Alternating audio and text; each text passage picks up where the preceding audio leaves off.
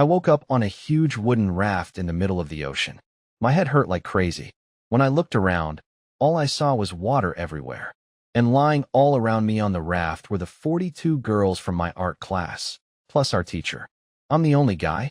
Before I could even figure out what was happening, a strange voice spoke inside all our heads. It told us we were in some kind of ocean survival game. There were rules. Each group gets a raft, and each raft has a captain. If the captain dies, the raft sinks. We could awaken special talents, collect materials from the sea, upgrade our raft into a ship, and fight sea creatures that come out at night. Every week, there'd be a tsunami, and every month we'd drift into a new sea area. The girls weren't even scared. They were excited, like it was some kind of adventure. I checked my panel and found out I was the captain. Great. So if I die, everyone goes down with me. No pressure at all. Our teacher, Lin Jixia, took charge right away. She's calm and smart, perfect for this. Her talent was SS level, called strategic insight. It makes her think and react 3 times faster than normal. Then others shared their talents too. When Ruan got an A-level fortune-telling ability. Her twin sister Wensa got an A-level combat skill. One girl got an S-level dragon maiden talent with a dragon egg she can hatch in 10 days. Even the girl who got pulled in while taking a bath had a useful bubble power that lets people breathe underwater. Then everyone looked at me. I opened my status and saw my talent. SSS level, Overlord body. My strength grows by 1 point every single day with no limit. Give me enough time, and I'll be unstoppable. But that wasn't all. A secret system activated in my head. The Many Descendants system. Every time I have a new child, I get to turn one item into an unlimited version. Like, a single bottle of water becomes infinite water. Forever. An endlessly growing body, plus a system that gives unlimited resources. I took a deep breath. This was the perfect start. When I told everyone about my Many Descendants system, I called it More Children, More Blessings, to keep it simple. I explained that if I have a child with someone, I can turn one item into an unlimited supply, infinite food, water, whatever we need. The raft went dead silent. Then everyone lost it. The girls couldn't believe it. They quickly figured out that since I'm the only guy here and also the captain, my survival is everything. If I die, the raft sinks and we all die. So not only do they need to protect me, but they also need to help me use my ability. That made things pretty awkward. A lot of faces turned red. Some girls started teasing their friends about volunteering. Even our teacher, Lin Jixia, blushed a little, though I could tell she was already thinking about the strategic value of my power. Of course, none of that could happen right now.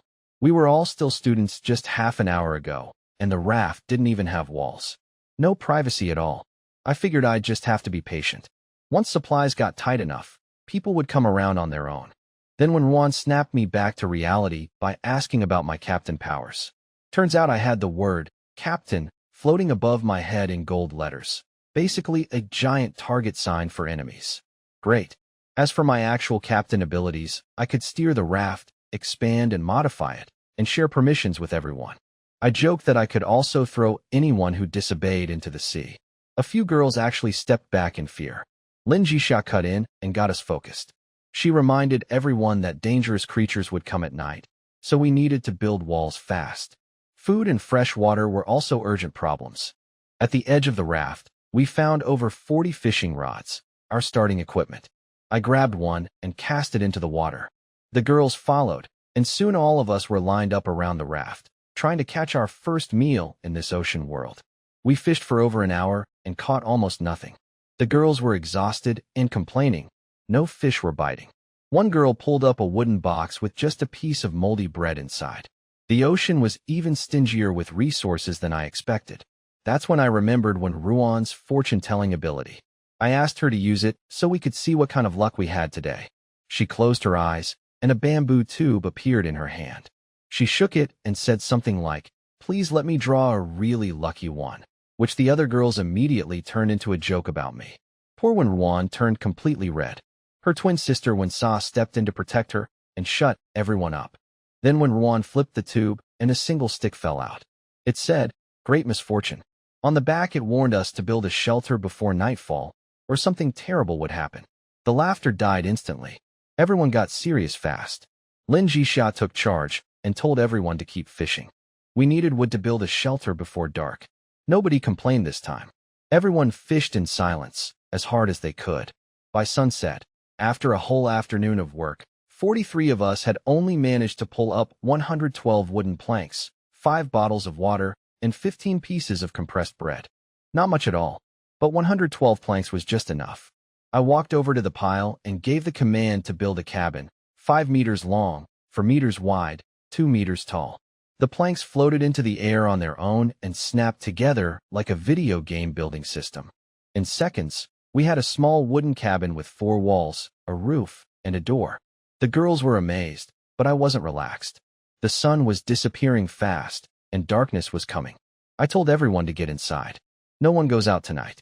The cabin was tiny. 43 of us crammed into about 20 square meters, shoulder to shoulder, barely able to move. The girls pushed me to the center, saying I was the captain and needed to stay safe. Lin Jixia was on my left, Wen Ruan on my right, and the dragon girl was behind me. The mix of shampoo, body wash, and warmth everywhere was a lot to handle. I pulled out our supplies, 5 bottles of water and 15 pieces of bread. Lin Jixia helped manage things. Everyone got 1 small sip and 1/3 of a piece of bread. The girls were careful and didn't take more than their share. When 2 girls handed me the last 2 bottles at the same time, both looking at me with hopeful eyes, I felt the tension. I quickly took both, handed one to Lin Jixia, and drank from the other myself. Crisis avoided. I couldn't resist teasing Wen Ruan a little by holding the last piece of bread to her lips.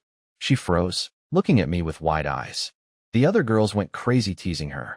Then Wen Sa snatched the bread from my hand, stuffed it in her sister's mouth, and glared at me. Everyone laughed, and the fear from earlier faded a bit. As exhaustion took over, people started leaning on each other to sleep. I was drifting off too, when boom. Something slammed the raft from below. The whole thing dropped and shook violently. Everyone woke up screaming and crashing into each other. The storm outside was insane, wind howling, waves smashing against the walls. Then one girl screamed about a ghost. We all looked where she was pointing. Through a gap between the wooden planks, there was a massive blood-red eye, as big as a basketball, with a vertical pupil. It was staring right at us, scanning everyone inside like we were prey. Then a huge mouth appeared next to it, stretching wide into a creepy, silent grin. The cabin went dead quiet. Then one girl started crying, and that set everyone off. Screaming, sobbing, total panic. Even Lin Jixia grabbed my arm, so hard her nails almost broke my skin.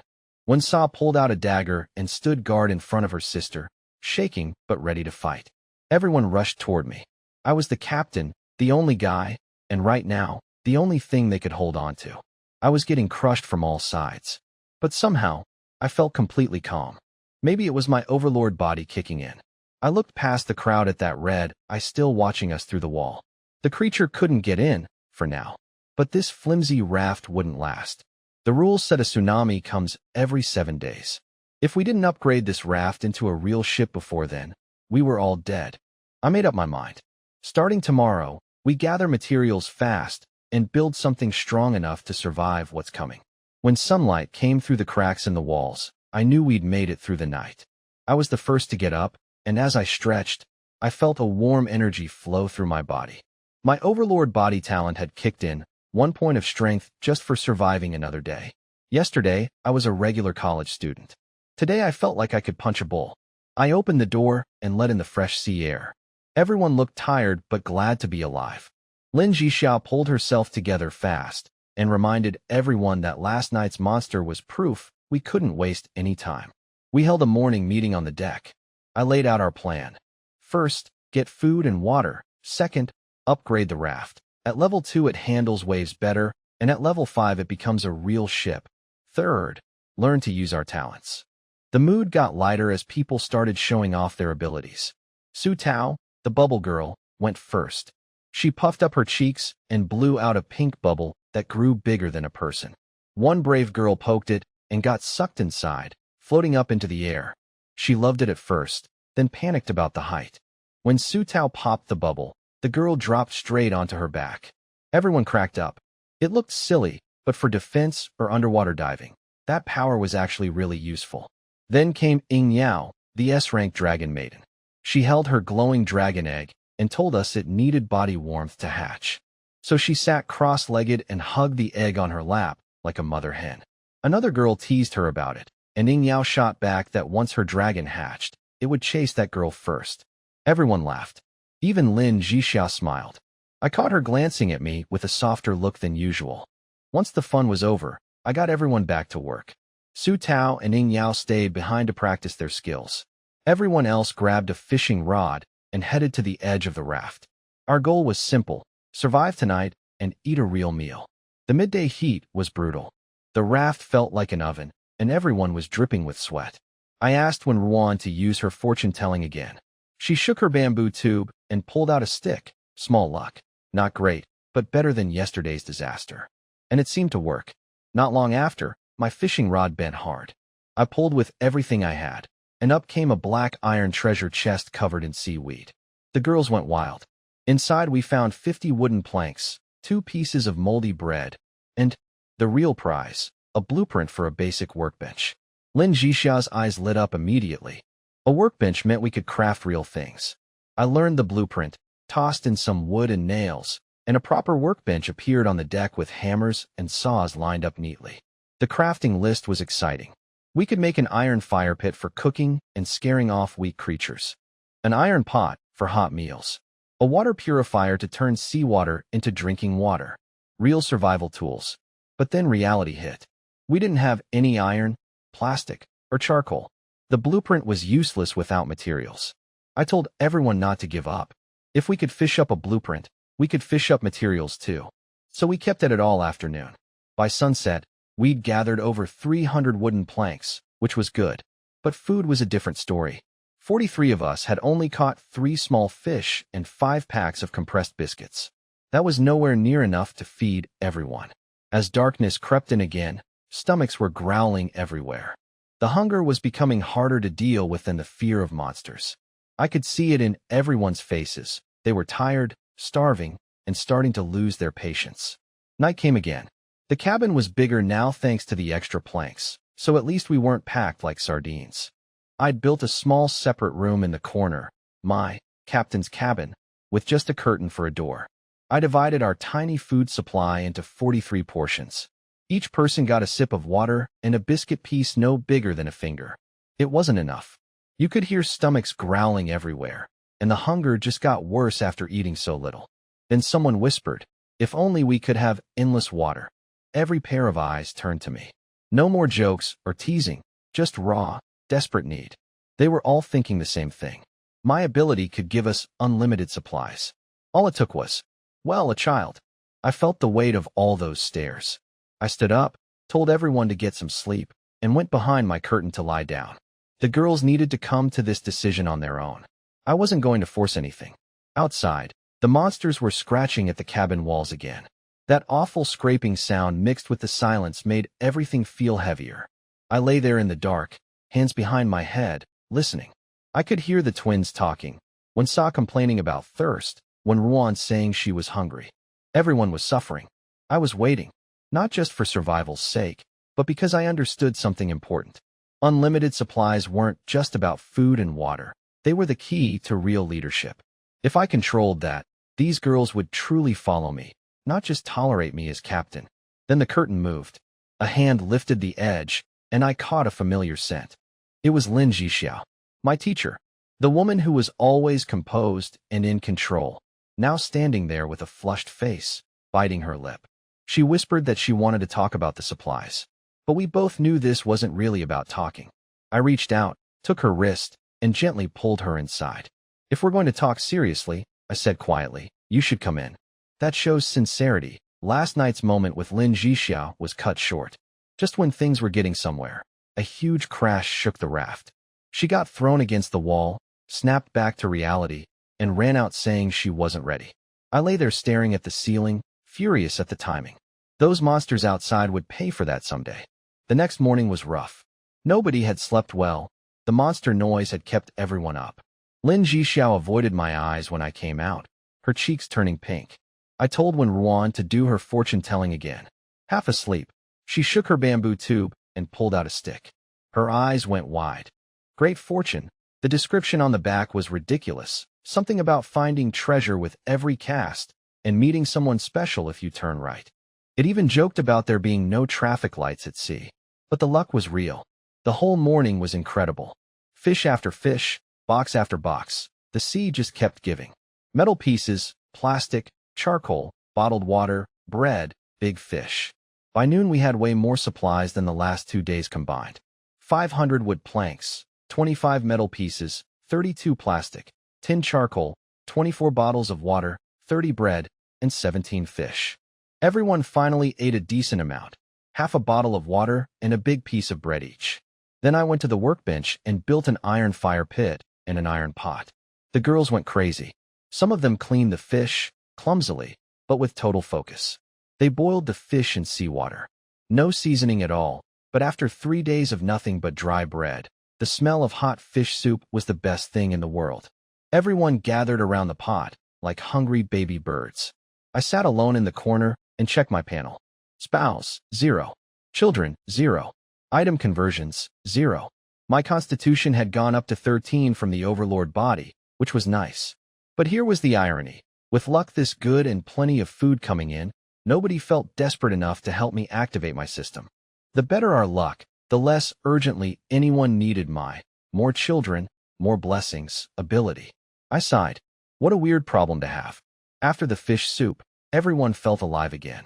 The lucky streak continued all afternoon. Supplies kept coming up like the sea was handing us presents. While the girls fished, I checked my captain's panel and found something important. We were in a place called the Shadow Wind Sea. It explained everything. This area had very low material drop rates and double the monsters at night. No wonder the first 2 days were so brutal. We were basically playing on hard mode from the start. We'd be stuck here for 27 more days before the raft drifted to a new sea area. When I told everyone, the mood dipped again. A whole month of extra monsters? But I got them refocused fast. I pulled up the upgrade requirements for a level 2 raft. 800 planks, 50 iron blocks, and 50 plastic. With today's luck, we had a real shot at upgrading before dark. Everyone got back to fishing with new energy. Then Lin Jixia pulled me into the captain's cabin. She apologized for running away last night. She told me, face red as a tomato, that she'd never been in that kind of situation before. She asked if we could take things slow and build trust first.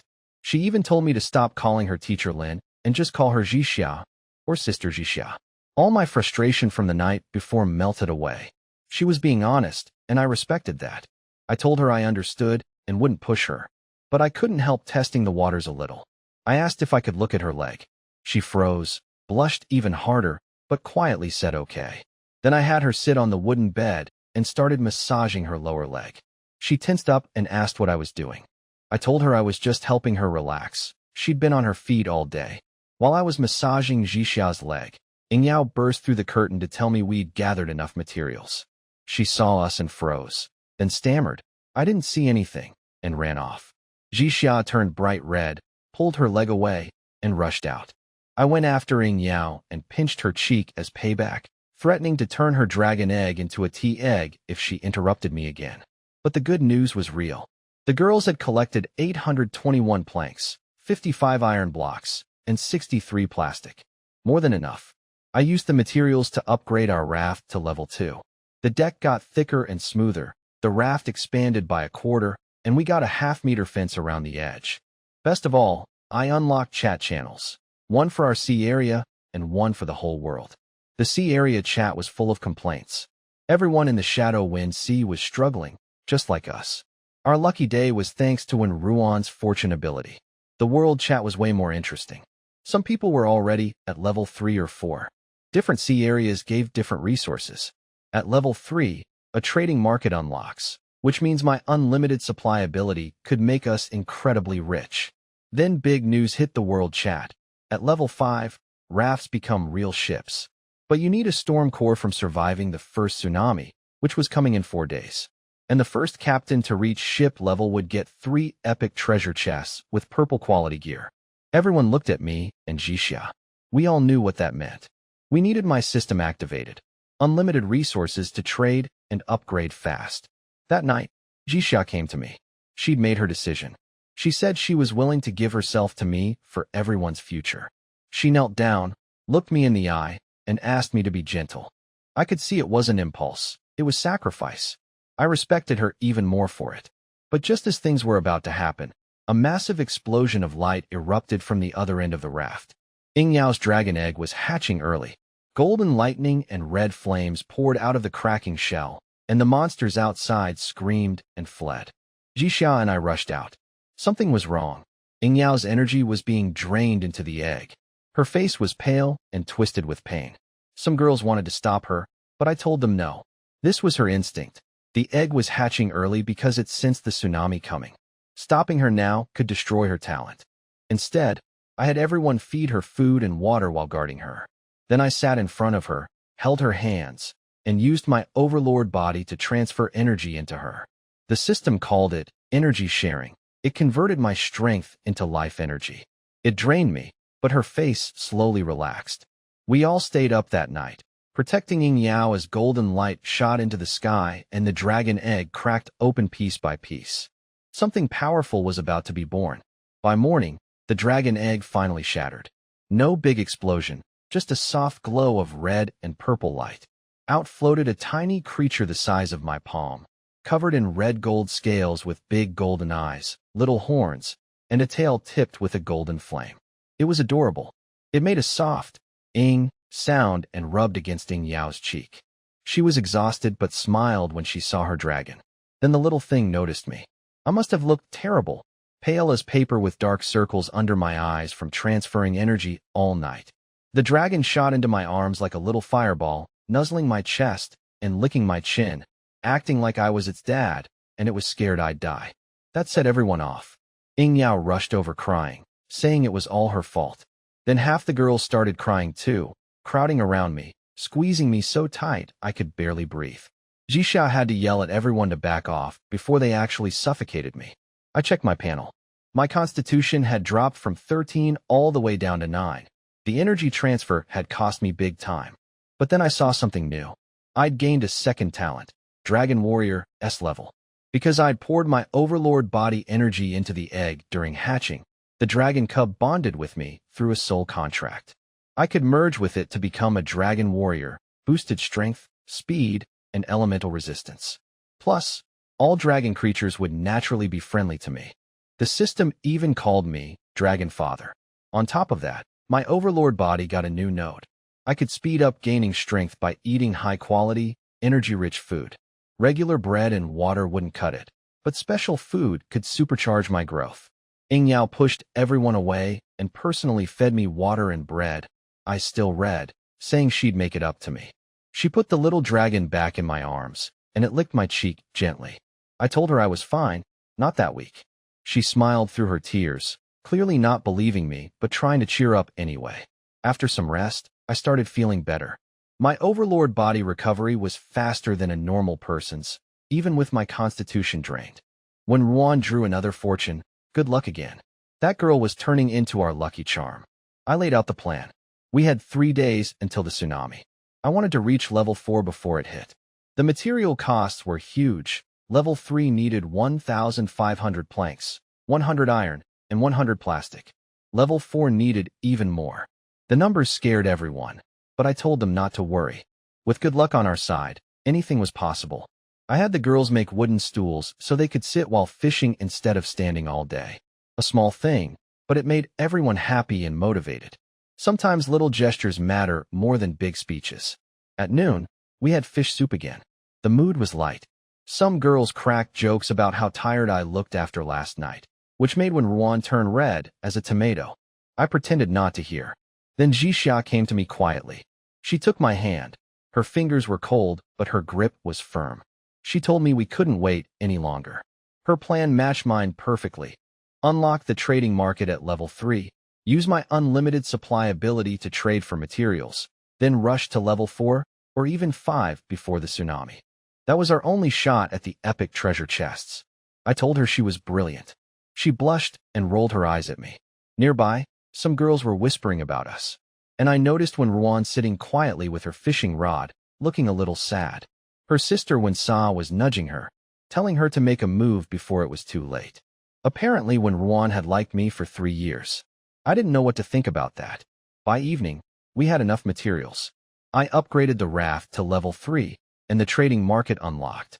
A glowing blue screen appeared showing all kinds of items for sale: weapons, skill books, food, coral jewelry. People from different sea areas were trading everything. But we couldn't afford any of it yet. We had nothing special to offer. Then one girl said it out loud. Once I unlock unlimited supplies, the entire trading market becomes our personal cash machine. We could trade for anything. Every pair of eyes turned toward me and Jixia, and then toward the curtain of the captain's cabin. Tonight had to be the night. That night, everyone knew what was about to happen. The girls quietly went to their spots, but nobody could sleep. All eyes kept drifting toward my curtain.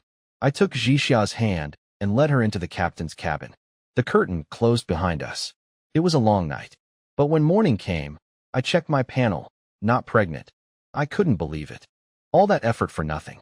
So I grabbed Jixia's wrist and pulled her back inside. In broad daylight. The girls outside were shocked, but I didn't care. This had to work. By sunset, Jixia stumbled out on shaky legs. I collapsed on the bed. Then the golden notification appeared. Lin Jixia was pregnant. With twins. 2 babies meant 2 chances to make any item unlimited. I almost cried from happiness. When I told Jixia, she touched her belly and went through about 10 emotions at once. Shock, shyness, and finally a warm glow I'd never seen on her face before. I walked out and announced the news.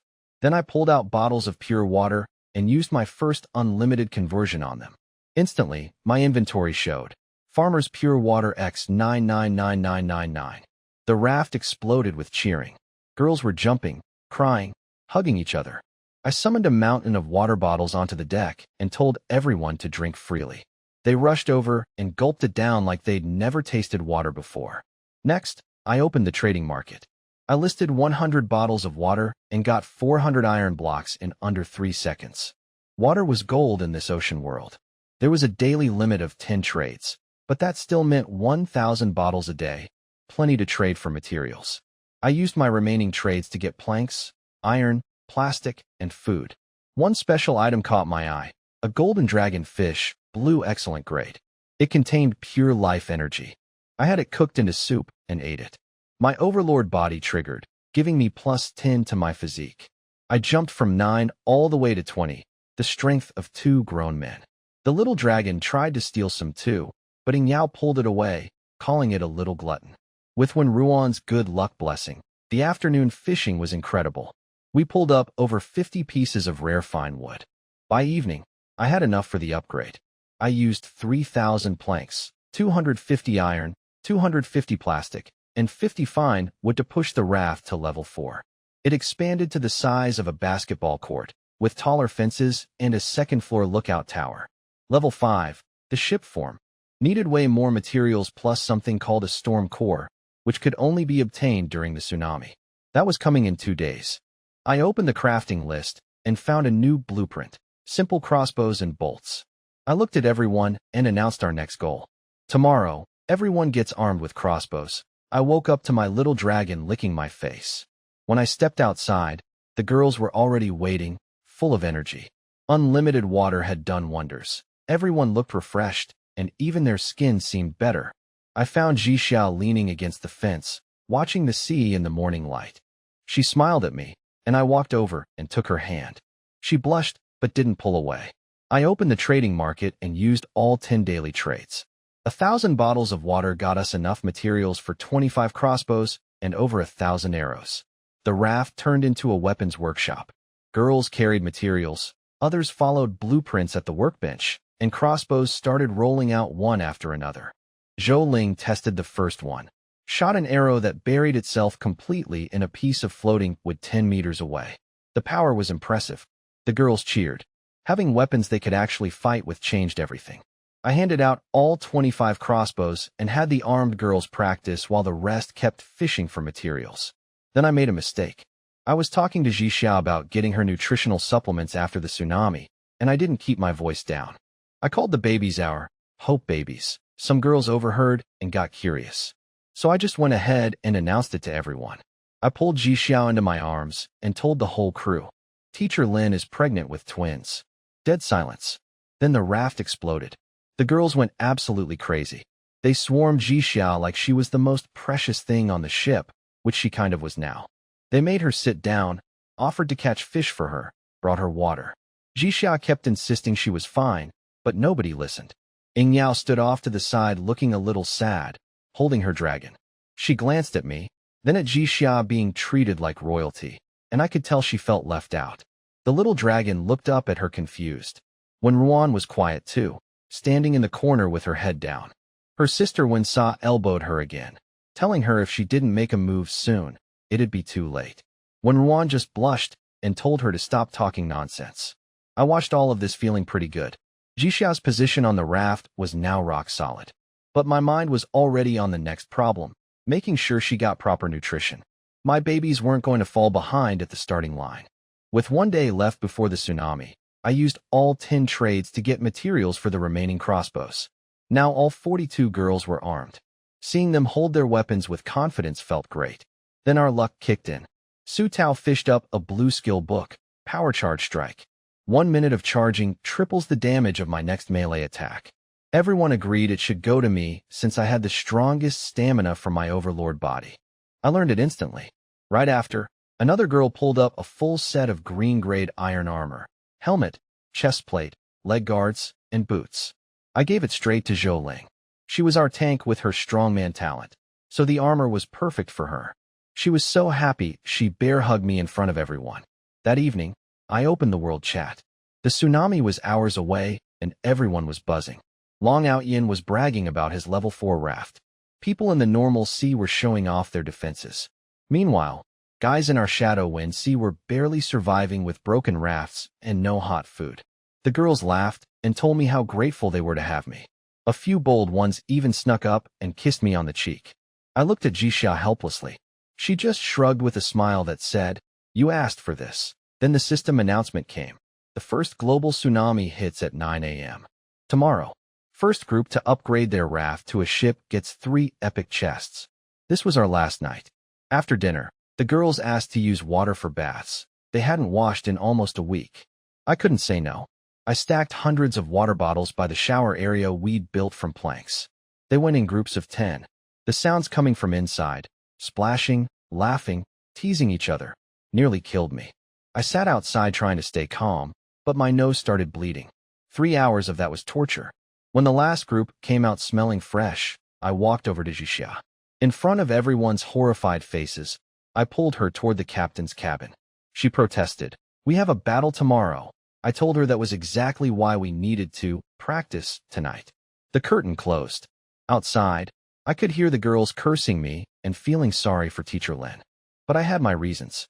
Tomorrow could change everything. And I wasn't about to face a tsunami without giving it everything I had, in every sense. After another night with Jixiao, I was feeling good, until the whole raft started shaking violently at midnight. Monsters were climbing onto the deck from every direction. Then that annoying sea god's voice popped into my head, cheerfully telling us the tsunami in the Shadow Wind Sea comes at midnight, not 9 a.m. Like everywhere else. Thanks for the late notice. The rules were simple: survive 1 hour. Kill monsters to shorten the timer. Don't kill them, and the waves get bigger until they destroy the raft. Jixia took command immediately. She assigned everyone positions. Zhou Ling in her iron armor took the front line like a human tank. Wen Sa darted around with her dagger, slicing monsters from behind. Su Tao blew giant bubbles to trap flying enemies. And Ying Yao merged with her dragon. Both of them lit up in gold and tore through waves of monsters with lightning and fire. Something new happened with Ying Yao's talent. Because I'd bonded with the dragon too, the S-level skill had evolved. Now either Ying Yao or I could fight alongside the dragon separately, instead of it only working solo. The girls with crossbows fired non-stop at anything that moved. Jixia used her strategic insight to call out weak points on the bigger monsters. When a massive starfish creature the size of a small building showed up, Jixia spotted its weak spot, an eye on its belly. I charged up my power slash for a full minute, then launched myself at it. A 10-meter sword beam cut it clean in half. That knocked 3 minutes off the timer. The last 5 minutes were the worst. Every monster charged at once in a suicidal frenzy. The waves grew enormous. I screamed at everyone to hold the line. Then the countdown hit 0. A long wail echoed across the sea, and everything stopped. The wind died. The waves calmed. The monsters retreated into the deep. We'd survived. A glowing blue crystal floated over to me, the storm core. I needed it plus a mountain of materials to upgrade to level 5. I was short on some, so I burned my last trading chances and used the monster drops to fill the gap. I hit upgrade. White light covered everything. The raft expanded, restructured, and transformed. When the light faded, we were standing on an actual ship. A real wooden ship with a proper deck, railings, and a lookout tower. Then the system announcement came. I was the first captain in the entire world to survive the tsunami and upgrade to a ship. 3 epic treasure chests would be delivered at 10 a.m. First in the world. I stood there, exhausted and covered in blood, and let the joy wash over me. We did it. First place in the entire world. When the global announcement went out at 10 a.m., the world chat exploded. Everyone was shocked that all 3 top spots went to the Shadow Wind Sea, the poorest, most brutal starting area. Long Outyin and the other big shots from the normal sea were furious. They'd spent days preparing, but we had a time advantage because our tsunami hit 9 hours early at midnight. We finished our exam before theirs even started. Before opening the chests, I had when Ruan do her fortune draw. Great luck again. That girl was our secret weapon. The first epic chest held a world sea area map. It showed the exact locations, routes, resource points, and islands across 4 main sea areas. This was priceless. No more drifting blindly. We could actually navigate to wherever we needed. Most importantly, we could finally leave this awful Shadow Wind Sea. The second chest had an epic skill book, shrimp soldiers, and crab generals. A summoning skill that calls an army of sea creatures to fight for you. It required 100 spirit power to learn. My spirit was only 40, but Jixia's SS level talent tripled her mental strength to over 300. It was made for her. She learned it and immediately tested it out. Over 300 armored shrimp and crab warriors burst from the sea and lined up around our ship. The girls screamed with excitement. Our fighting power just multiplied. The third chest was the biggest prize. A complete blueprint for something called the Great Wall at Sea, a luxury cruise ship combining defense, attack, production, and living spaces. It was basically a floating fortress and palace combined. But the materials needed were insane. 100,000 planks, 10,000 iron blocks, 5 storm cores, and tons of other rare stuff. The girls panicked at the numbers, but I reminded them, we have unlimited supplies. Others could never build this in a lifetime, but we're different. We still had one and used unlimited conversion, and once Jixia's twins were born, we'd get 2 more chances. With enough time, this dream ship was absolutely possible. I set our new goal, build the Great Wall at Sea. The girls cheered like crazy. Then I looked at the sea area map and smiled. With navigation, we didn't have to wait a month to leave. We could finally get out of this hellhole. I told everyone to calm down about the giant blueprint. Building a floating palace would take time, 1 step at a time. Right now, we had a more urgent problem, getting out of the Shadow Wind Sea. I spread out the World Sea map and showed everyone our 4 options: Normal Sea, Shadow Wind Sea, Rainbow Sea, and Bubble Sea. Then I pulled Jixia over. Her SS-level strategic insight could read information from the map that nobody else could see. She studied it for a few seconds and said we should head to the Rainbow Sea. Her talent told her it was the most stable area, mild weather, rich resources, and almost no monsters attacking on their own. The special materials there, rainbow coral and light prism pearls, were worth a fortune on the trading market. And most importantly, the rare colorful glasswood needed for our dream ship could only be found on special islands in the Rainbow Sea. That settled it instantly.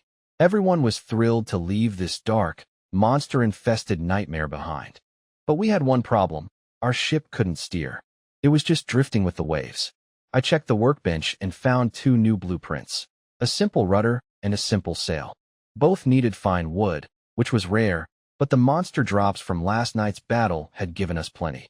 The girls got to work fast. Soon we had a metal and wood rudder installed at the stern, connected to a steering wheel on the lookout tower. A tall mast rose from the center of the deck with a big white sail that snapped open in the wind.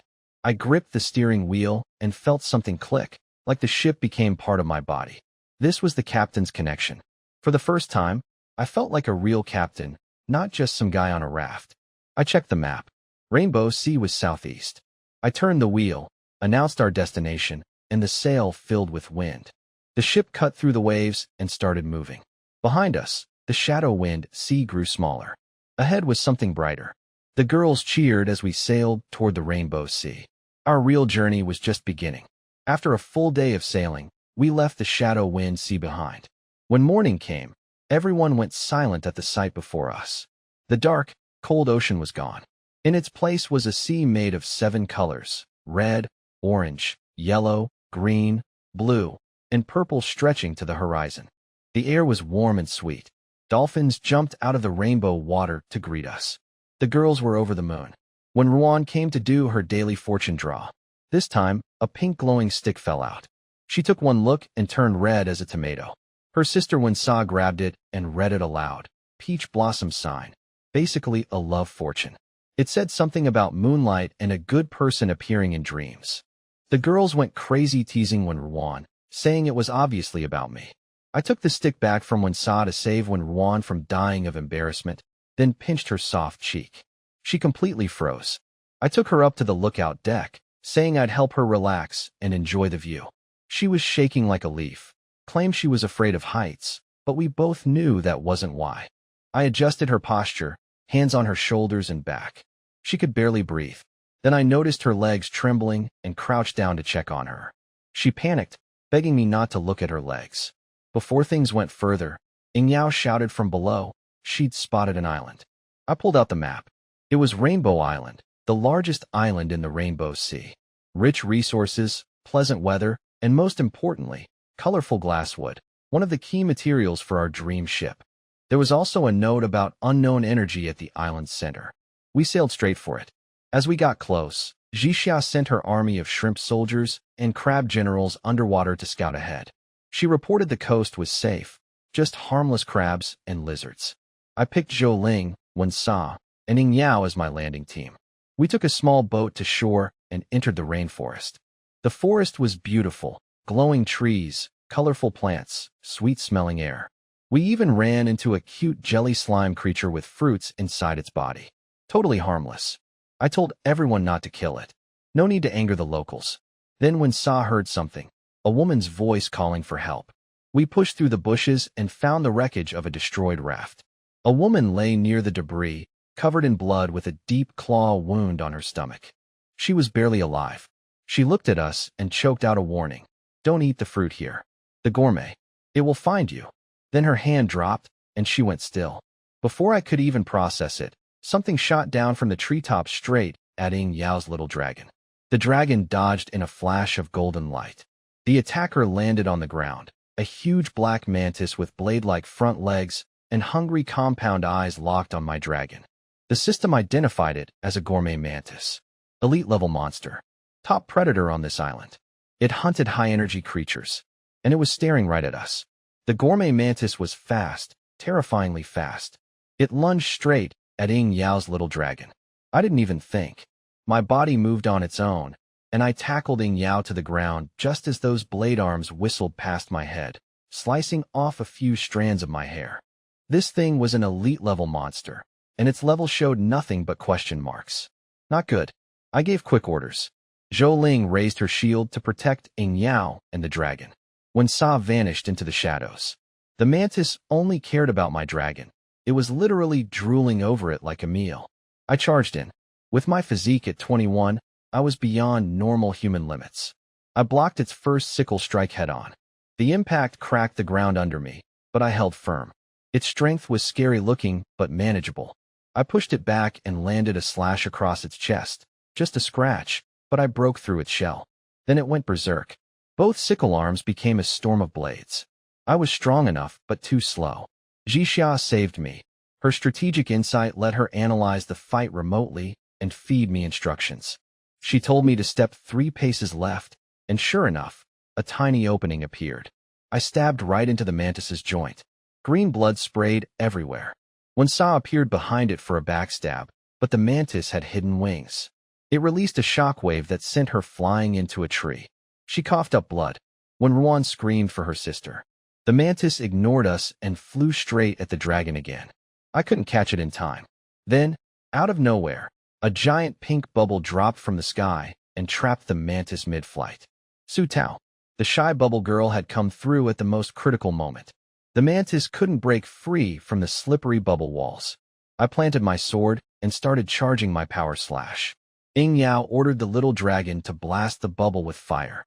The mantis screamed inside the inferno. Jixia called out, "Now!" I launched into the air with everything I had. Triple damage. My sword came down right through the mantis's head and split it in half. Green blood and guts exploded everywhere. We won. My constitution went up to 22. The rewards were incredible. An epic-grade mantis blade that could cut through almost anything, plus a blue excellent treasure chest. The mantis blade could even be forged into an epic weapon later. We carried the injured Wensa back to the ship. Once everyone was settled, I opened the blue chest with Ruan's hand on it for luck. 3 items inside. First, a skill book called Weakness Insight. Lets me spot enemy weak points during combat. I learned it myself since everyone agreed the captain's sword needed to be sharper. Second, a blueprint for a second-order armory that would unlock better weapons crafting. Third, a bottle of life essence, a golden healing liquid. I took the life essence straight to Wensa and dropped it in her mouth. 10 seconds later, her broken ribs snapped back together. She sat up in shock, completely healed. Ruan cried happy tears and hugged her sister. I looked back at Rainbow Island with new eyes. That elite monster had dropped amazing loot, and compared to Shadow Wind sea creatures, it was actually on the weaker side. There had to be more of them on that island. I was already planning my next move, turn Rainbow Island into our personal hunting ground and supply farm. That night, the Rainbow Sea was peaceful. A rainbow-colored moon hung in the sky, and the girls sat around a bonfire eating fish soup, laughing and teasing each other. It felt like a completely different world from the Shadow Wind Sea. I sat alone at the stern, thinking. The gourmet mantis had been a serious warning. Rainbow Island wasn't the paradise it looked like. That dying woman's words stuck with me. These predators hunted high-energy creatures, and everyone on our ship qualified as a target. Collecting the colorful glasswood wouldn't be as simple as just walking in and chopping trees. Jixia brought me a bowl of fish soup and sat beside me. She'd already sent her shrimp soldiers to patrol the waters around the island around the clock. Nothing would get near our ship without her knowing. I told her I felt much more at ease with her handling things. She said I didn't have to carry everything alone. We were a team. I asked about her pregnancy. She blushed and said she didn't feel anything yet. I told her seriously that from now on, she stays out of combat. She gives orders from the back. She's the most precious person on the ship. The girls nearby heard and immediately started teasing us. Jixia glared at me, but it was the kind of glare that had zero threat behind it. Then I went to check on Ruan. The girls had been surrounding her, teasing her about today's love fortune. When they saw me coming, they scattered instantly with knowing grins, leaving Ruan sitting alone on the ground looking like a deer in headlights. I crouched down and noticed a small cut on her palm, probably from a stone during the retreat earlier. She hadn't told anyone. I cleaned it with iodine and put a bandage on it. She sat perfectly still the whole time, barely breathing, her heart clearly pounding. When I finished, I looked up and our eyes met. The colorful moonlight reflected in her big, watery eyes. I could see everything in that gaze: nervousness, shyness, and something deeper she'd been holding back for a long time. My heart skipped a beat. I remembered her peach blossom fortune. Under the moon, a good person appears in dreams. I gently stroked her head and told her to always let me know right away if something happens. Then I leaned in close and whispered, so only she could hear, that tomorrow I'd take her to the lookout deck to enjoy the view. She could barely manage a tiny mm in response. Her cheeks were burning red. Next morning, I woke up feeling great. My physique hit 23, so I only needed a few hours of sleep. The deck was busy, girls fixing nets, cleaning crossbows, cooking breakfast. Everyone was happy and relaxed now that we had plenty of supplies and safety. I spotted Ruan crouched by the ship's edge, feeding fish to the colorful creatures in the sea. She looked a little lost in thought. I walked over and reminded her about our promise from last night, the lookout deck. Her eyes went wide. She couldn't believe I remembered. I took her hand and led her upstairs. Behind us, the girls cheered and giggled. Ying Yao muttered something jealous while her little dragon happily called out to me. Up on the lookout, the rainbow sea sparkled under the morning sun. Beautiful view. But when Ruan couldn't focus on any of it, she was a nervous wreck. I stood behind her, arms on the railing on either side, and told her to breathe, stand straight, and look at the distance. Then I did something sneaky. I activated my new weakness insight skill on her. Golden words appeared above her head, visible only to me. Her status read, extremely nervous, heartbeat rapid, feelings of admiration overflowing. Her weaknesses were hilarious. No resistance to anything I do up close. Loves being praised and gently touched, and completely helpless against her sister's teasing. This skill was basically a cheat code for flirting. I gently rubbed her hair and told her she was braver than she thought. I called her Ruan. She practically melted. Her whole body went soft, and she grabbed the railing to keep from falling. I could see the happiness flooding through her. But then something caught my eye on Rainbow Island in the distance. A thin line of blue-gray smoke rising from the center of the dense forest. That wasn't natural fog, it was a campfire. Someone was on that island. The mood shifted instantly. The dying woman had warned us about gourmets, more than one. So who was making that smoke? Other survivors? Or something else entirely? I pulled out my telescope and zoomed in. Too far and too many trees to see clearly, but it definitely looked like a camp. I let go of Ruan's hand. The romantic moment was over. Rainbow Island was hiding something much bigger than beautiful trees and jelly slimes. Our island landing plan needed to happen sooner than I thought. After spotting the smoke on Rainbow Island, I called everyone together and told them what I saw. The girls got nervous. Other people on the island could mean friends or enemies. In this world, people can be scarier than monsters. I made the call. We're taking the island. We needed the colorful glasswood for our dream ship, and the elite monsters there dropped amazing loot. Rainbow Island had to be ours. But Jishao pointed out that our gear was still too weak. Yesterday's fight nearly cost us when Sa and drained Su Tao completely. If we ran into more gourmet mantises, we'd be in real trouble. We needed to upgrade our equipment first. I had the blueprint for a second-order armory, which would unlock way better weapons and armor. The problem was materials. We were short about 300 iron blocks. Trading was maxed out for the day, and iron was rare on the market. Fishing for it would take forever. Then I reminded everyone of something they'd forgotten. We still had one and used unlimited conversion. The room went dead quiet, then exploded with cheering. I pulled out a plain iron block and asked Jishao what she thought about making it our second unlimited resource. She nodded immediately, eyes shining. I activated the system. Golden light wrapped around the iron block, and when I checked my inventory, there it was. Iron blocks with an infinity symbol. Unlimited iron. Forever. With unlimited water, we'd solved survival. Now with unlimited iron, we had endless weapons, armor, and building materials. We weren't just surviving anymore. We had the power to dominate. I immediately upgraded the workbench to the second-order armory. A proper forging station appeared with quenching tanks and everything. The new crafting list was incredible. Refined iron crossbows, swords, full armor sets, tower shields. All green-grade equipment, and we could make as much as we wanted. I organized everyone. My landing team, Zhou Ling, Wen Sa, Ying Yao, Su Tao, and me, would get full refined iron armor and weapons first. Everyone else would upgrade to refined iron crossbows. The goal was to be fully armed before nightfall. The deck turned into a factory. Metal clanging, sparks flying, girls working nonstop. It was beautiful. I stood at the bow and looked out at Rainbow Island. Whoever was out there, survivors, natives, monsters, they were about to meet their new neighbors. And we weren't coming empty-handed. By sunset, my 5-person landing team was fully geared up. We looked like proper warriors, refined iron armor from head to toe, gleaming under the golden light. I had a heavy longsword. Zhou Ling carried a massive tower shield. Wen Sa had twin daggers at her waist. Ying Yao and Su Tao wore lighter armor with crossbows. I left Jishao in charge of the ship with her shrimp army patrolling the waters.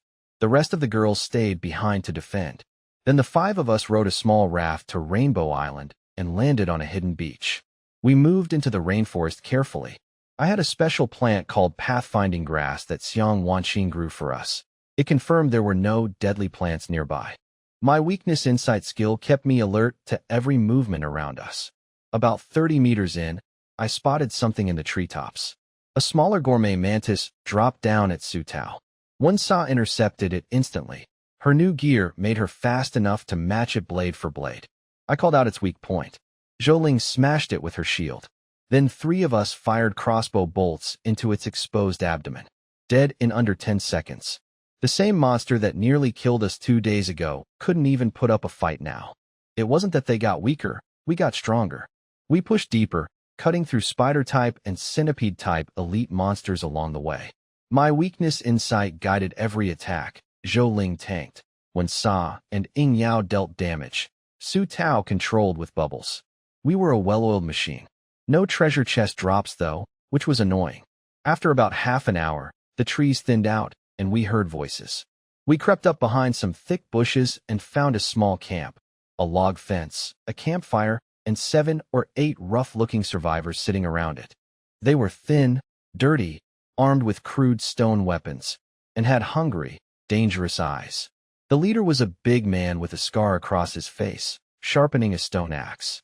Before I could observe more, he suddenly looked straight at our hiding spot. Who's there? No point hiding anymore. I stepped out, and my team followed. The survivors froze when they saw us. 5 people in full shining metal armor, carrying real swords and crossbows. Compared to their sticks and stones, we must have looked like aliens. The scarred leader's eyes locked onto our gear. I could practically see the greed dripping off him. He swallowed hard, tried to look tough, and spoke in a rough voice. Who are you kids? Why are you on my territory, We ran into this guy called Wang Hu, a scar-faced man who claimed the island was his territory.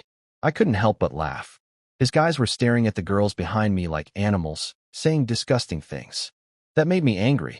I told Sa to kill the loudest one. She moved so fast nobody even saw her. 1 second the guy was talking trash, the next he was on the ground with his throat cut. Everyone went quiet. Wang Hu lost it and told his men to attack us. That was a mistake. Zhou slammed her huge metal shield into the ground and blocked everything they threw at her. Their wooden spears and stone knives couldn't even scratch it. Then she swung the shield like a wall and sent 2 guys flying. They didn't get back up. Yao and Su Tao fired their crossbows together like a perfect team. One hit a guy's leg, the other got him in the back. In less than a minute, most of Wang Hu's men were down. The rest just stood there, too scared to move. I didn't need to lift a finger for any of that. I just watched Wang Hu charge at me with his stone axe. He was so slow to me it looked like he was moving underwater. When he finally swung, I raised my iron sword and blocked it easily. His axe broke in half, and the force split his hand open. I put my sword against his throat and asked him the same question he'd asked me. Whose island is this? Except now, the answer was different. It's mine. Wang Hu knelt there, too scared to move with my sword at his neck. He gave up his tough act real fast. His surviving guys threw down their weapons and started begging on their knees. Sa walked over and casually asked if she should kill them all. I told her to wait. I had questions first. I tapped Wang Hu's face with my sword and made him talk. He spilled everything. His group crashed here too, and their raft sank on day 1. He used his talent, brute strength, to lead the others to swim to this island. He told me about a dangerous monster they called the gourmet that had already eaten half his people. The only reason they were still alive was because their camp sat in the territory of something even worse, a giant spider monster they called the Gourmet King. Other monsters were too afraid to come near it. Then he mentioned a tree that glows with rainbow colors deep in the forest. I knew right away, that was the rainbow glass tree, the upgrade material I needed. To get it, I'd have to kill that boss. After I got all the information I needed, I put my sword away. Wang Hu and his guys looked relieved, thinking I was letting them go. I wasn't. I told Sa to finish them all. Wang Hu looked up at me, shocked. I didn't even turn around. I never said I'd spare them. I only said I had questions. In a world like this, being soft gets you killed. A few screams later, it was quiet again. Then I found something useful. When I stood near the dead mantis monster, my overlord body ability told me I could devour it to recover my strength. I didn't know it could do that. I'd been thinking about this power too narrowly. After I ate the energy from it, I felt power rush back through my whole body. My stats jumped back to 24, and I felt stronger than ever. I looked at my team and told them to call the ship. We'd camp here tonight, get some rest, and eat a proper dinner. Tomorrow, we go deeper into the forest. We're taking down that boss. When night came, the island surprised me. Glowing mushrooms and plants lit up the camp in all kinds of colors. It looked like something out of a fairy tale. We brought some of the girls from our ship to the island. They were so happy to stand on solid ground again. We set up bonfires and cooked fish soup in iron pots, plus fresh mushrooms we found on the island. Everyone sat together eating and chatting. As for the bodies from earlier, Zhou Ling and Sa had already dragged them into the forest. Nature would take care of the rest.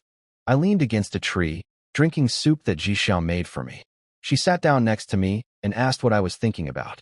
I told her we were one step closer to finishing our Great Wall at Sea. She smiled and said it was all thanks to me. I reminded her that our two little ones on the way deserved some credit too. That made her blush. Nearby, the girls were pushing Ruan to draw lots for tomorrow's boss fight. Sa was teasing her about drawing a love fortune, and Ruan was getting all flustered hitting her sister. I walked over. The girls all went quiet and made way with those. We know what's going on, smiles. Ruan got even more nervous when she saw me. I crouched down in front of her and pulled out a small glowing flower I'd picked in the rainforest. It had see-through petals that gave off a soft blue light. I told her it was a reward for today. Her luck ability really helped us win. When I put the flower in her hand, my fingers brushed her palm. She shivered. The other girls started making teasing noises. Ruan's face turned completely red. I leaned close and whispered, asking if she liked it. She nodded quietly. Then I told her I had an even bigger reward waiting for her back on the boat. Her eyes went wide and her brain seemed to stop working. Right at that perfect moment, Jixiao appeared out of nowhere. She looked at Ruan's red face, then at me, with a little knowing smile. She waved a map and said she had new ideas about tomorrow's boss fight route. Timing, Jixiao. Really great timing. I smiled at Ruan and mouthed, wait, then followed Jixiao to the command tent. Tomorrow's fight comes first. That night in the tent, Jixiao showed me the map she drew based on what Wang Hu told us. She pointed out where the gourmet king was hiding, a low area surrounded by thick forest, hard to attack. She suspected Wang Hu hadn't told us everything, and there were probably guards or traps we didn't know about. Her plan was smart. Split into two teams. Zhou Ling would lead the front group to make noise and draw attention. Meanwhile, I'd sneak in from the side with Sa and Yao and use my weakness insight to find the boss's weak spot. Jixiao thought of everything.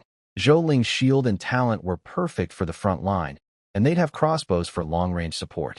I teased Jixiao a bit after we finished the plan.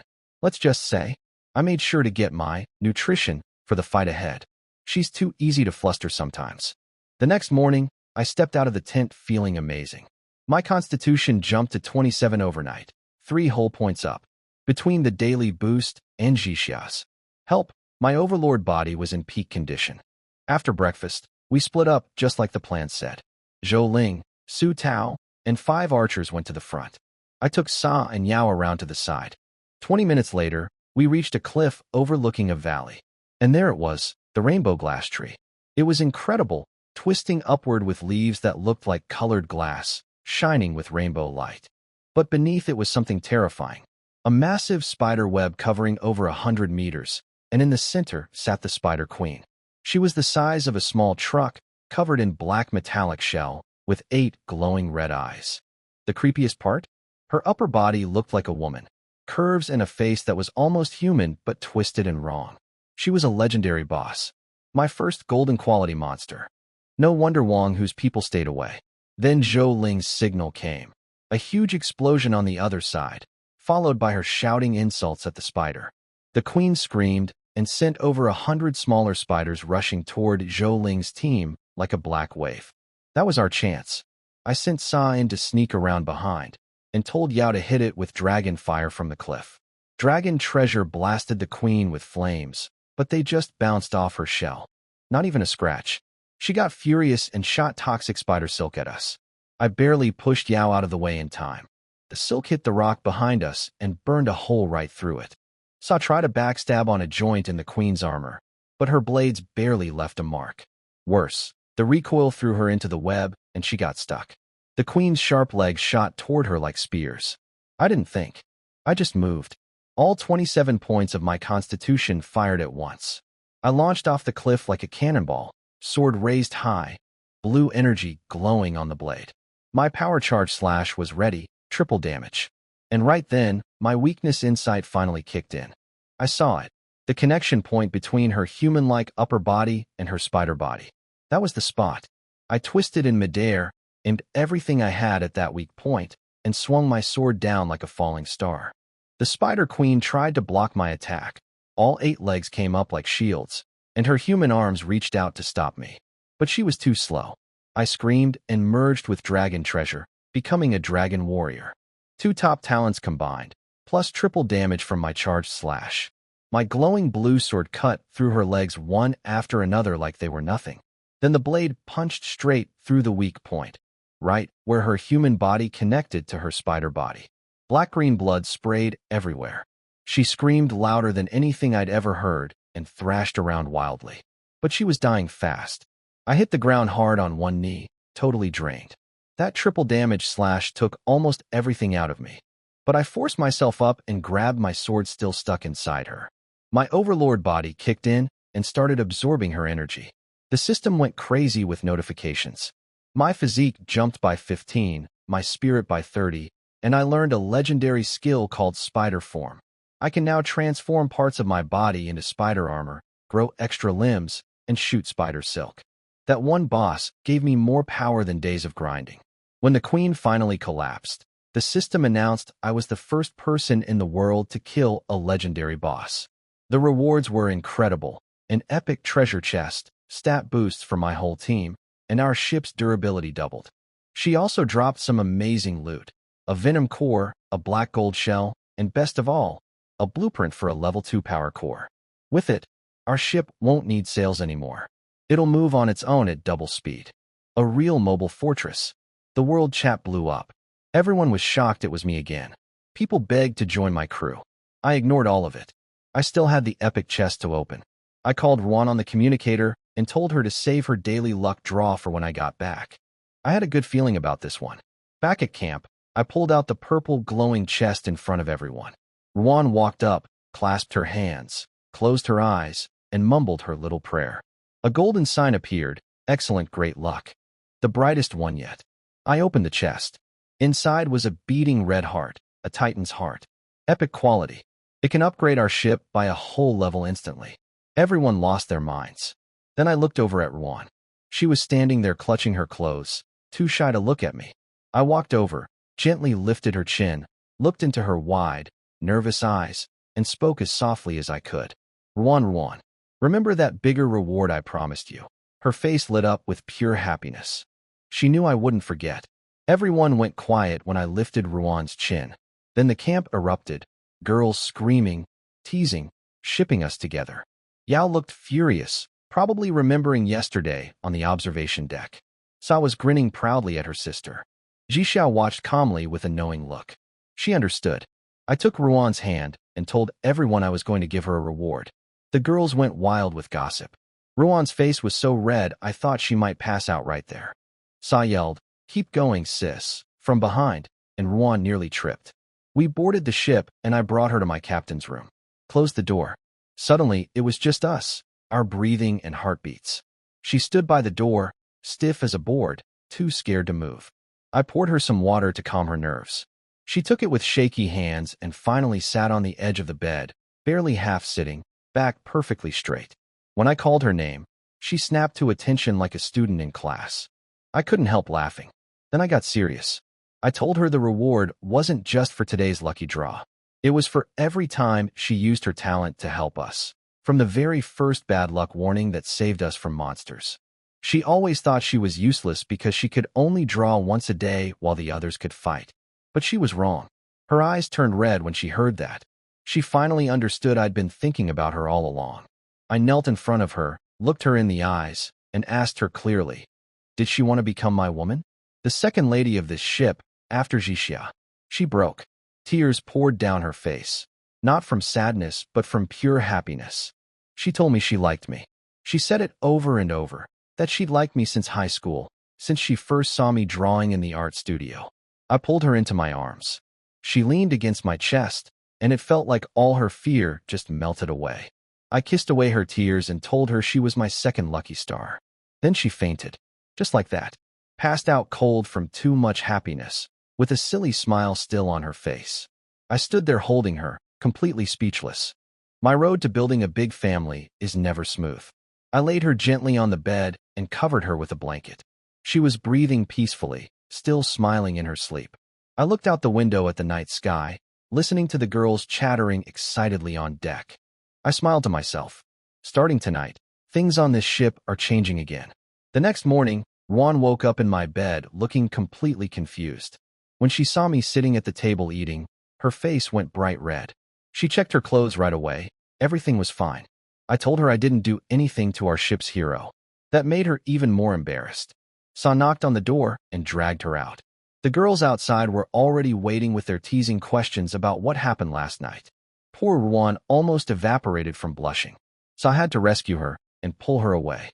After breakfast, I gathered everyone on deck. By now the whole ship knew about me and Juan. She was still shy, but I could see a quiet happiness in her eyes. I got down to business. I pulled out the Titan's heart, still beating, glowing red, and told everyone I was using it right now. No point saving it when danger could come any time.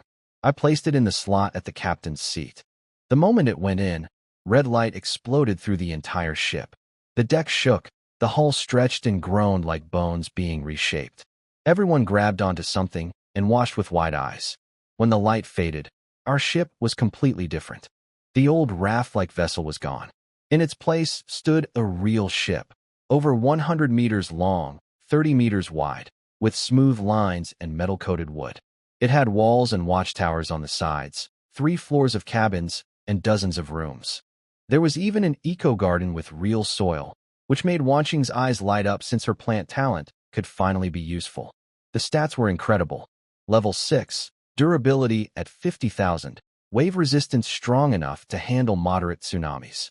It had an armory, a forge, a kitchen, medical room, 50 crew quarters, and more. Zhixia suggested we give it a real name instead of just Great Wall at Sea. I thought about it, looked at all the hopeful faces around me, and decided. Pengu. Pengu created the world. And on this ocean, we'd create ours. Everyone cheered. But Zhixia brought us back to reality. She pointed out that our power system was still just sails. We could only drift with the wind. To actually control where we go, we needed to build the power core. Most of the materials were doable, but we needed 5 storm cores, and those only come from surviving tsunamis. That meant at least 5 more. While I was thinking about that problem, Su Tao shouted from the watchtower. Our ship had drifted into a strange area. And up ahead, there was another ship. Su Tao's warning got everyone rushing to the side of the ship. The sea around us had turned grayish-white, full of floating wreckage and the smell of blood. About a kilometer ahead sat a black ship with a wolf head on the front, the Wolf Fong. The crew were bare-chested pirates, and their captain was a one-eyed man called Wang Kuei.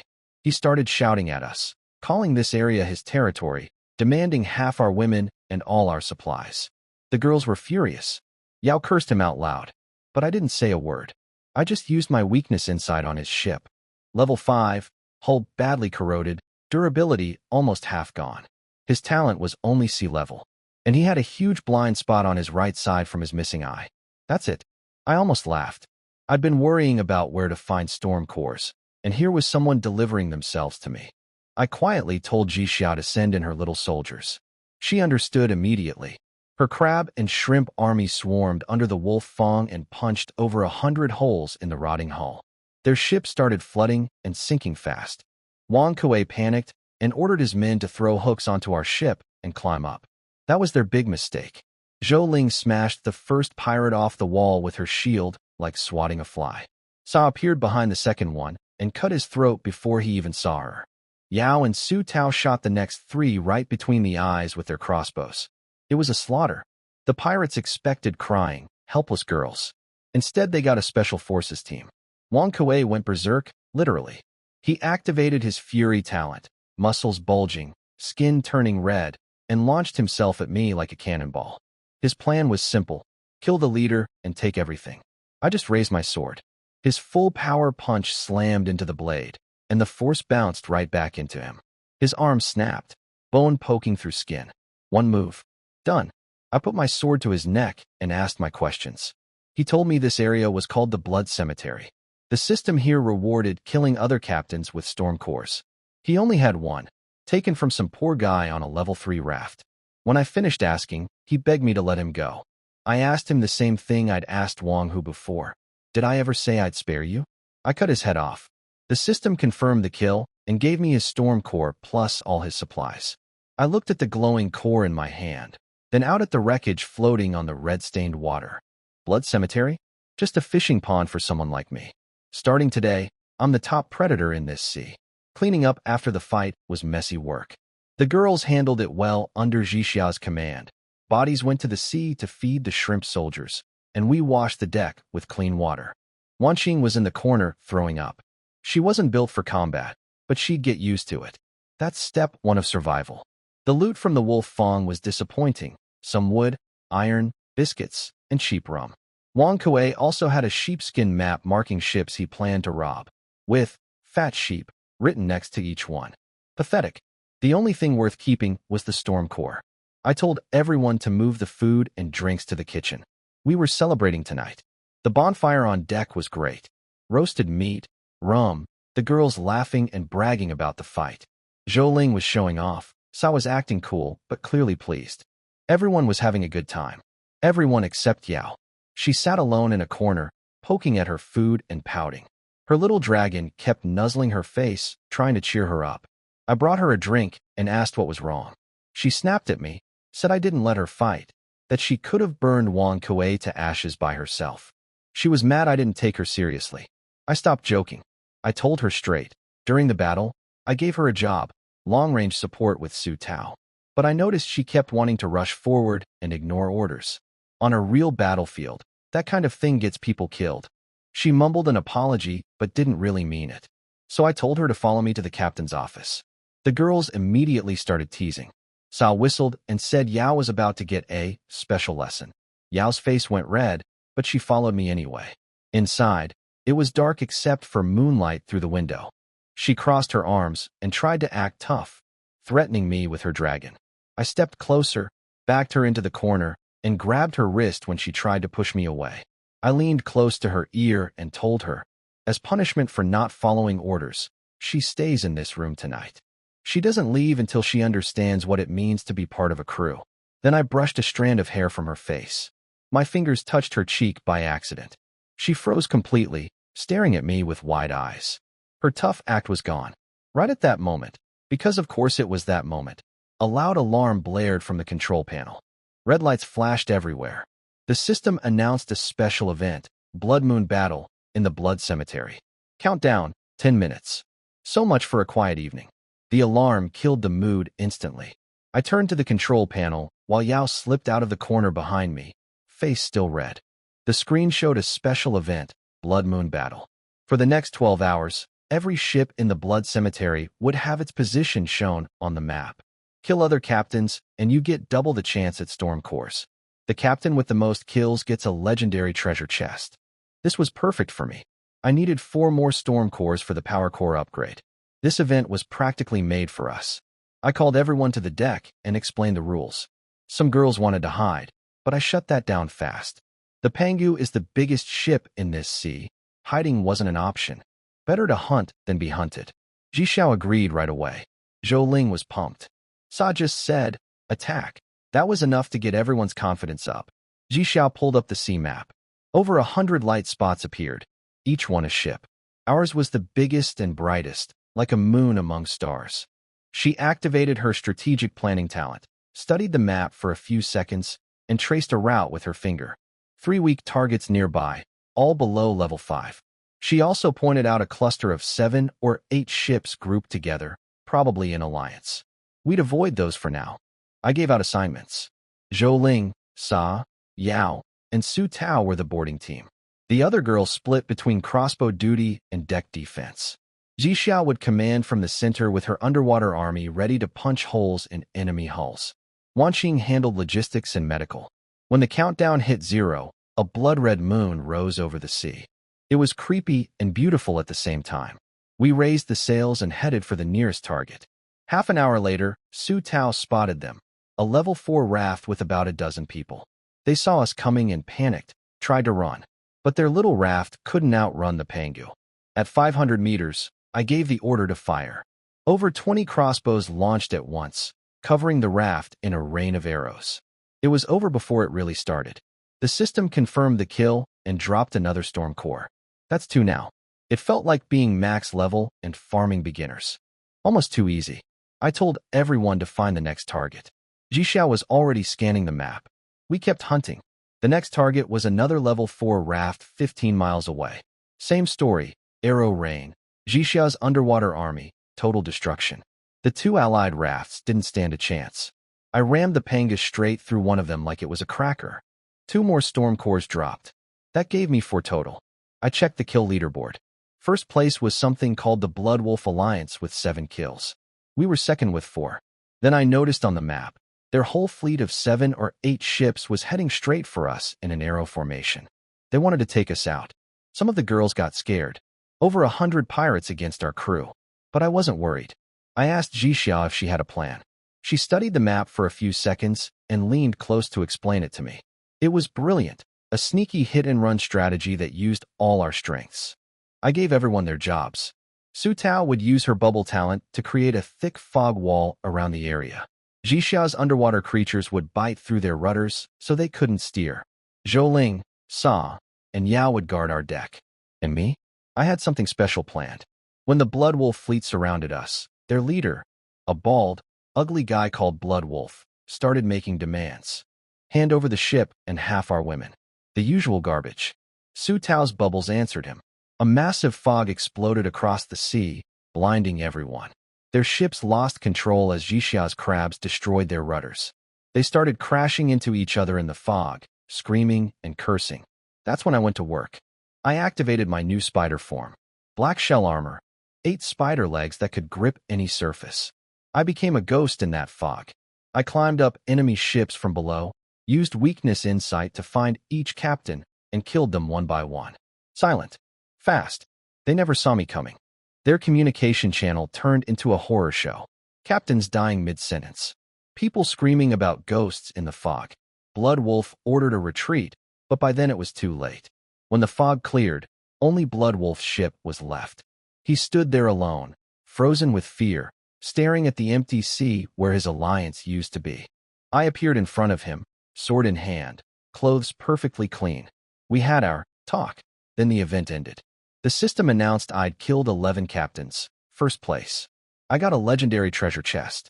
Beautiful golden thing with sea monster carvings. I cut Blood Wolf down without a second thought. He dropped the 5th storm core. Finally, all 5 collected. Though I was annoyed that out of all those captains I killed in the fog, barely any dropped cores. The Sea God system has a sick sense of humor. I walked back to the Pangu carrying the legendary chest. All the girls were watching me. My eyes found Yao in the corner, fists clenched, looking nervous and excited at the same time. I held up the chest and smiled at her. Before we open this, shouldn't we settle the score for someone who disobeyed orders earlier? Everyone stared at Yao after I called her out. Her face went bright red, but she tried to play tough, claiming she followed orders properly. She wasn't totally wrong. She and Su Tao did great work shooting down pirates during the battle. But I'd noticed her trying to activate her dragon transformation and charge out several times. She couldn't hide that from me. I sent the other girls away to prepare dinner and told Yao to follow me to the captain's room. Again, Sa mouthed, "You're done for." At her, which didn't help. Inside, I didn't turn on the lights. I just leaned against the control panel and stayed quiet. The silence drove her crazy, worse than yelling. She finally cracked and asked what I wanted, her voice shaking a little. I stepped close, put my hand on the wall beside her head, and made her tell me what she did wrong. She whispered that she shouldn't rush ahead, that she should follow orders. Good girl. Then I gave her the punishment. From now on, every time we face a boss, she goes first. She was confused. That's what she'd always wanted. But I added the condition. She follows my commands exactly. Attack left means left. Retreat means retreat, even if the enemy is one hit from dying. I told her I didn't want to hold her back. I wanted her to be the sharpest sword on the team. Something changed in her eyes. The frustration melted away, replaced by understanding. She nodded with tears in her eyes and said she could do it. I kissed her forehead, quick and gentle. She froze completely. I told her it was a reward for being good, patted her hair, and walked out. Back on deck, it was treasure chest time. I called Ruan over to use her luck talent. She shook her bamboo tube, and out came the most ridiculous fortune. Purple energy from the east, divine light everywhere. Everything you wish for comes true. The girls went wild. I opened the legendary chest. Golden light shot into the sky. Inside was a skill book made of flowing water, Poseidon's wrapping. Legendary quality. It lets me control seawater within 100 meters, shaping it into chains, giant hands, or walls. In an ocean world, this is basically a god-tier ability. I learned it immediately. The book dissolved into my body like water. I felt a connection to the ocean itself, like we shared blood. I raised my hand toward the sea, and a massive arm of water burst out of the surface, swinging through the air. Everyone's jaws dropped. After the excitement, I counted what we had.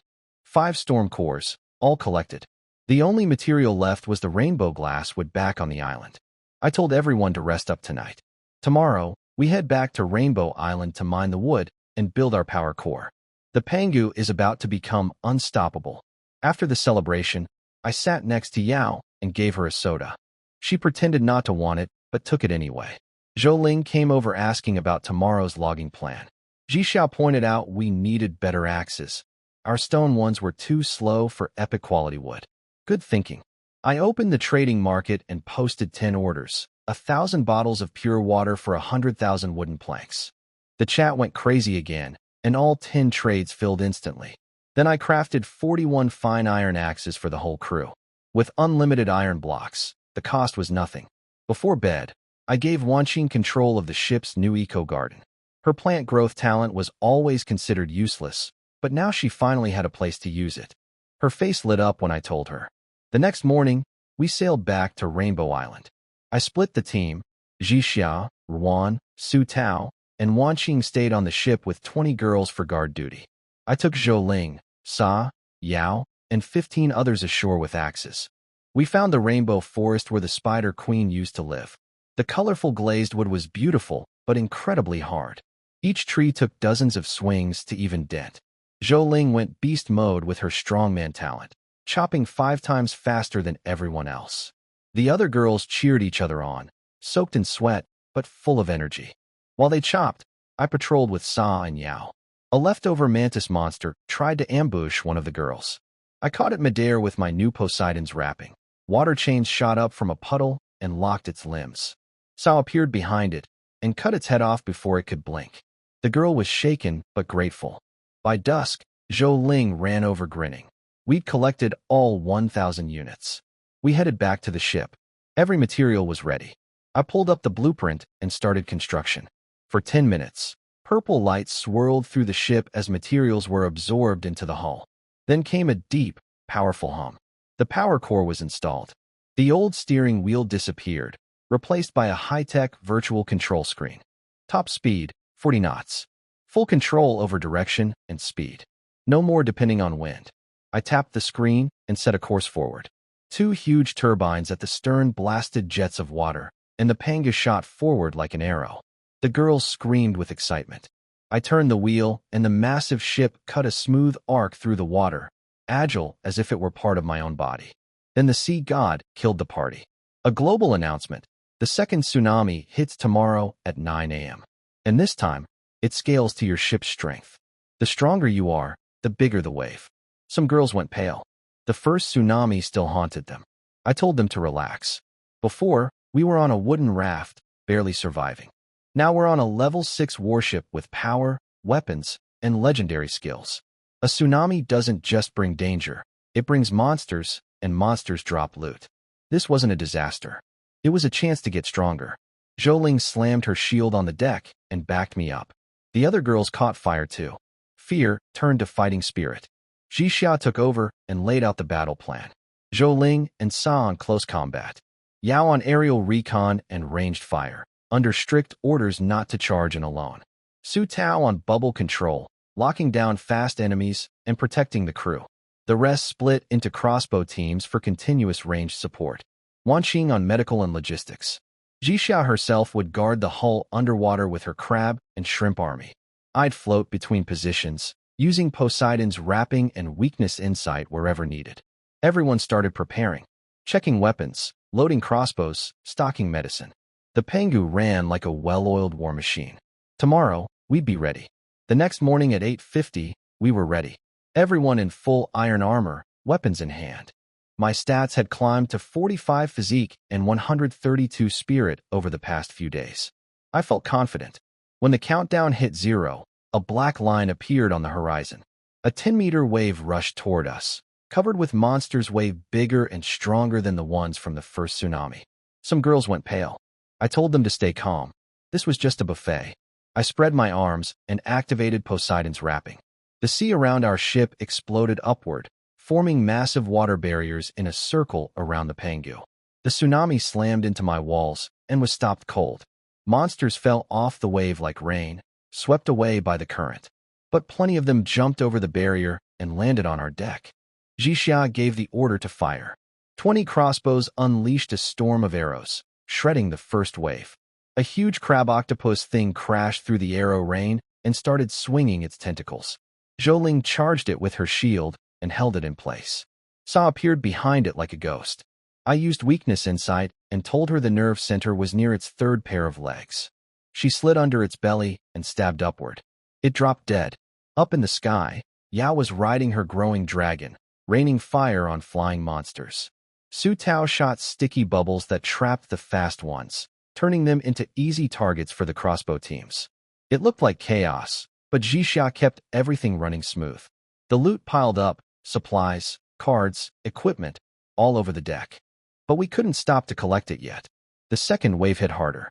A massive black-scaled lizard, over 10 meters long, landed on deck and fired an energy beam straight at our crossbow position. I threw up a giant hand of seawater to block it. The beam melted through the water hand, but it bought us enough time. I called out the weak spot, its open mouth. Yao's dragon flame, Zhou Ling's thrown spear, and dozens of arrows all hit it at once. While it was stunned, I jumped into the air with my mantis blade. Triple damage charge slash, straight down through its mouth and out the back of its head. The system confirmed the kill and dropped a storm core. The tsunami lasted a full hour. Wave after wave of monsters. When the last wave finally pulled back, the deck was covered in monster corpses piled into small mountains. Every girl survived. A few had light injuries, nothing serious. They sat on the ground gasping for air, exhausted but grinning with pride. We'd crushed the second tsunami. The system rated our performance and gave us another storm core plus an epic treasure chest. 2 golden lights floated down from the sky and landed right in front of me. Not a bad morning. The girls erupted in cheers when they saw the epic chest. They were exhausted but proud. This time, they weren't just hiding behind me. They fought as real teammates. We cleaned up fast.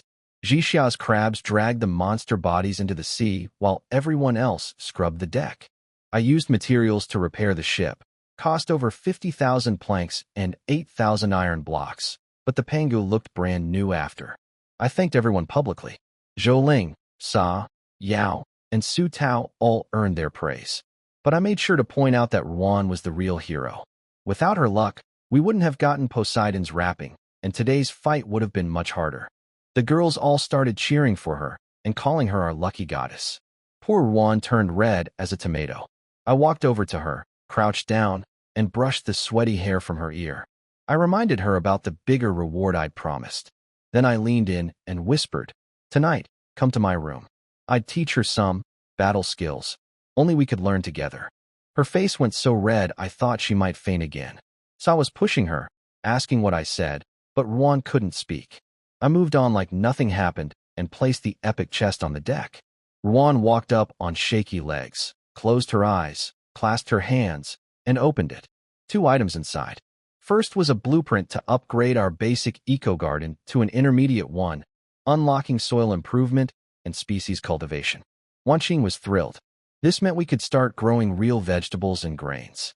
Everyone was sick of bread and fish. We needed vitamins badly. The second item was incredible, the Siren's Ring. Epic quality. It speeds up spirit recovery by 30%, reduces water skill costs by 20%, and can store one water skill for instant release. That last part was huge. Normally, using Poseidon's wrapping takes time to sense and shape the water. With this ring, I could store a powerful move and fire it off instantly in emergencies. It fit my hand perfectly. The moment I put it on, a cool feeling spread through my body and my drained mental energy started recovering faster. This ring was made for me. The siren's ring cleared my head instantly. 30% faster mental recovery. I could feel the difference right away. I turned everyone's attention to the loot pile. The girls gathered everything the monsters dropped and stacked it in the middle of the deck.